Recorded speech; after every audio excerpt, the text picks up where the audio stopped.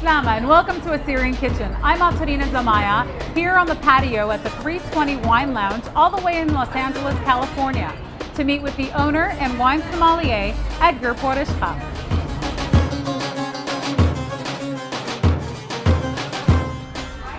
Edgar, we're so excited to be here. Thank you for coming. Thank you.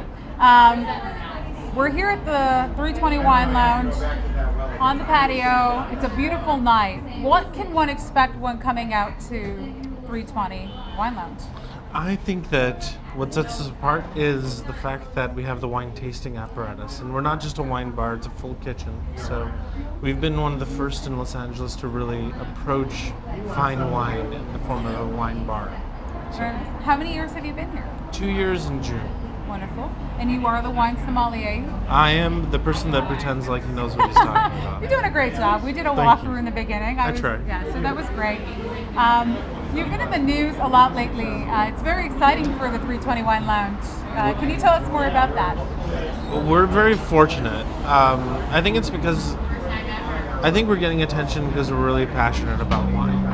And we do a lot of things that other wine bars can't do. So I think we're getting attention not because of anything that I'm about per se, but because we offer an experience that's completely different. And it's all about the experience at the end of the day, especially with wine. I hope so. Are there any Assyrian dishes or any Assyrian-inspired dishes on the menu? Yeah, we definitely have some dishes that are inspired by, my culture. So we use chickpeas, a lot of Mediterranean flavors, but per se it's more of a Southern French cuisine here. So we do kind of stick to Southern French small plates in general. So, No bouchada. No bouchada. I love bouchada, but no bouchada. We love bouchada. I think anyone that tries bouchada loves bouchada. Before we talk about the bouchada and what we can pair with Assyrian dishes, what are we about to enjoy here? You're actually drinking a grape called Petite Syrah. It's from Napa Valley, small production, small producer, and that's kind of what we're about, is that the wines you wouldn't be able to find normally. You'd have to go to a specialist to find them, and so we offer that. And you did share a very interesting story about Shiraz wine. Yes, And so go ahead. in Urmi, the main grape that they make wine from, the black small grape, it's called Shiraz. And the original Babylonian vessels that they make wine from contained grapes that were in where Urmi is now. So Persia gets credit for grapes making wine, but in reality it's the Babylonians and the Assyrians. So I think there's a strong connection with the grape Shiraz that we use in Urmi to Shiraz, which is the indigenous grape of that area anyways. That's fascinating. So, And that's a great connection back to our cuisine. Now, how would you describe your relationship with wine as a sommelier? purely gluttonous. No, my relationship with wine is that I've always gravitated towards it. I'm not much of a drinker per se. I was never one to go out with friends and get drunk. I enjoy having a glass of wine with my meal, and it's always been that way. My parents taught me that way. And so it was a natural inclination for me. When I realized finance is not the world I wanted to live in, Sure. wine became the first alternative. So Edgar, tell me, what's the most important thing when pairing food and wine?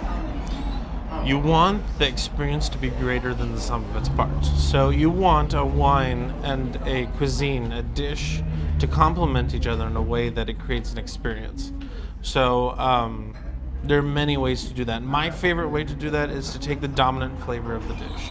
So if it's a spicy dish, the dominant flavor is rosemary and spice. I'll choose a wine that exhibits that, shows spice, shows darker flavors. But the reality is, drink what you like too. You want to enjoy your meal. And if I'm giving you a very, very light wine to enjoy with your halibut, when you would have enjoyed a red wine like a Pinot Noir, well, you should enjoy your meal. It shouldn't be a trying experience either. So we have to balance the two. And sometimes it's not just the meat or the poultry that you're enjoying, but it's Yeah. the sauces that go on top of Yeah, it. it's always the dominant flavor. It's always the dominant flavor, and you can either compare or contrast or complement. Lovely. So Moving on to red wine and white wine. Why is red wine always the healthier wine, the one with more antioxidants? Okay, so there are compounds that are in the skin of the grapes called flavonoids. There's several compounds, but those are the compounds that create the fibrous antioxidant effects. So when you're drinking a rosé or a white wine, you don't get that skin quality from the red wine. The resveratrol and these nutrients are all in the skin of the wine. So, and a red wine like this one, they will actually let the skin stay in contact with the juice for 4 weeks. So it will extract everything from the skin. Whereas a white wine, you don't want heavy extraction from skins. So you don't get the nutrient qualities of the skins. And does it change the color of a wine? Absolutely, absolutely. This would look like rosé if they didn't allow the skins to be in contact with the juice. So when we're looking at a red wine, what does it mean when red wine is more tannic or more astringent? Those are fibrous compounds. Well, tannin gives you the impression that it's sucking the moisture out of your mouth. I had that experience earlier. Yeah. Actually, with certain foods, it's a beautiful thing because structure, if it's a food that's really fatty, Sure. there are two ways to cut through the fat. One is with tannin, the other one is with acid. So, but really what tannin really is, it's a preservative compound in wine. So wines that are high in tannins tend to last longer and can age a little bit better than wines that don't. So the acid and tannin are what preserves a good wine. Edgar, what would you recommend for traditional Assyrian dishes with lamb or beef? What I'd recommend is not necessarily what an Assyrian household would like, because a lot of our culture made wine in the home. So the wine that they made at home didn't really hardly ever finish completing fermentation. So these wines were often slightly sweet. So our culture likes red wines that are full of flavor and are slightly sweet. So, but that's not necessarily what would go great with, a traditional lamb dish, which is heavily spiced, has no fruit quality. But a French Syrah from the south of France, there's an area called the Rhone Valley, and in the north of the Rhone Valley, they make only Syrahs for the red wines. Those wines taste like rosemary, game, smoke, tobacco, herbs, and they complement that lamb dish supremely. Will our culture necessarily gravitate towards that? No. So I think a good compromise will be going towards Sonoma County Syrahs. Now here's a question I'm sure that many of our viewers are wondering. Cork versus screw cap. Which one's better? Both. I mean, they're both good for what they're for. Now, one of the most expensive wines in the world, it's made in Australia, it's called Hill of Grace. It has screw cap on it. And it's probably around $500 a bottle. But that doesn't mean that I would love to open that bottle of wine. When I think of a fine wine, I think of opening it with the cork. It goes back to the experience. Yeah, it is about the experience. It's a tactile experience. I'm being pretentious about it, but I'm a pretentious guy, and I like that. Not really. Yeah. Now, screw cap is great for wine you want to enjoy fresh, because screw cap does keep the wine more fresh. Well, cork is an organic product, and it's not fully sealing the wine by any means. So that is a benefit of cork in that it allows a little bit of oxygen into the wine to help it age more gracefully. But if you're drinking a Sauvignon Blanc, if you're drinking something that should be drank within a year or two, screw cap's even better. Why spend the money on a cork? Okay, so then wooden cork versus the synthetic one. Synthetic cork is great for two reasons and horrible for one. The first reason is cork has flaws. So in 5% of all corks have a bacterial infection that ruin the wine. That gives it a cardboard characteristic, which is not something you'd want in a fine wine. But synthetic cork removes that completely. So that's one benefit. The second benefit to synthetic cork is that it's affordable. So that's why you see a lot of affordable wines using it, because they take the scraps of the nice cork and they use it to build the synthetic cork.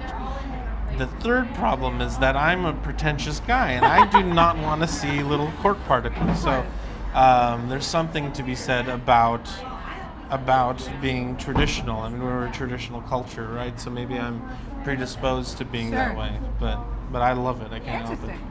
Now, if I don't have a wine cellar at home, what's the best way to store my wine? Okay, first thing first is on its side. It has to be on its side because cork, when it's wet, will seal the wine better.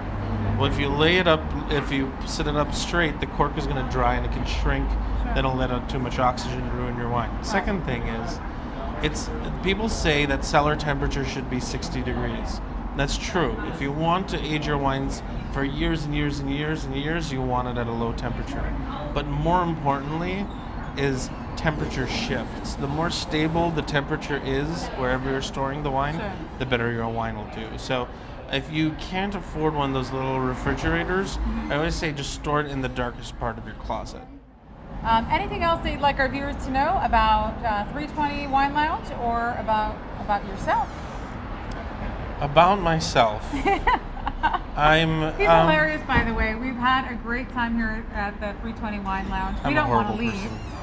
No, I think that I'm very fortunate to be doing something that I'm passionate about, and I hope that if somebody comes to the restaurant, they'll be able to understand and see how that passion translates into their meal.